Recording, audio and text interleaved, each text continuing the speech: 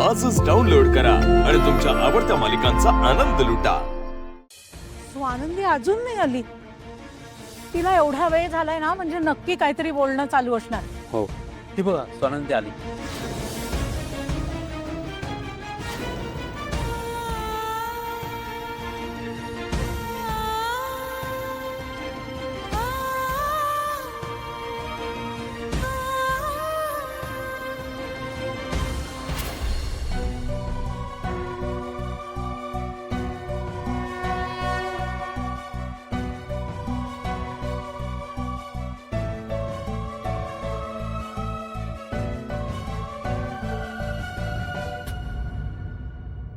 काय झालं? काय म्हणाले राजवाडे साहेब? काय म्हणाले ते?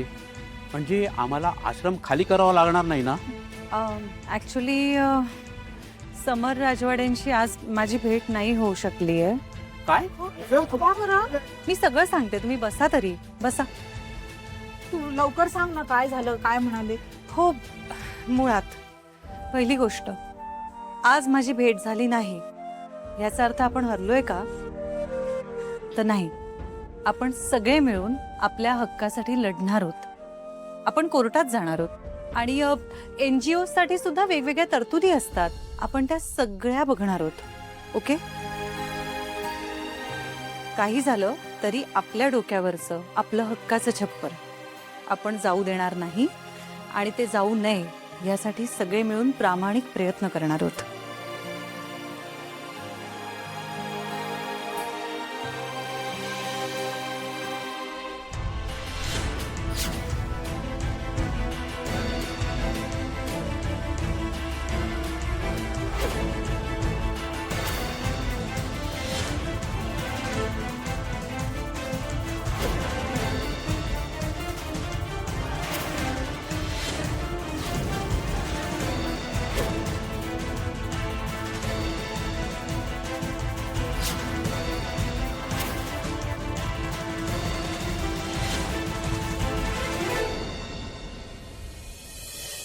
कळलं तुम्हाला सगळ्यांना काय करायचं ते? चला निघा, कामाला लागा। आनंद, त्याच्या डिटेल्स काढून ठेव सगळ्या। हा अंशू, थांब। त्या जागेचं बोलणं आपलं अर्धवटच राहिलं।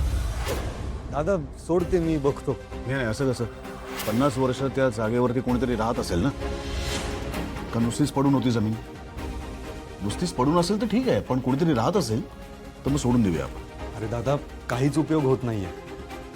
उलट एक मुलगी आहे, ती हक्क सांगायला लागली आहे त्या जागेवर। स्वानंदी, हा स्वानंदी कोणीतरी, ती जागाच सोडत नाहीये, कारण तिला माहिती आहे सोन्याची खाण आहे ती जागा। मला तर वाटतं तिला आपल्याकडून पैसे हवेत म्हणून ती अडून बसली आहे। आणि वर म्हणते मी सोशल मीडियावर टाकेन, अब्रू नुकसानीचा दावा करेन, आपल्या कंपनीची बदनामी करेन, अशा धमक्या देते।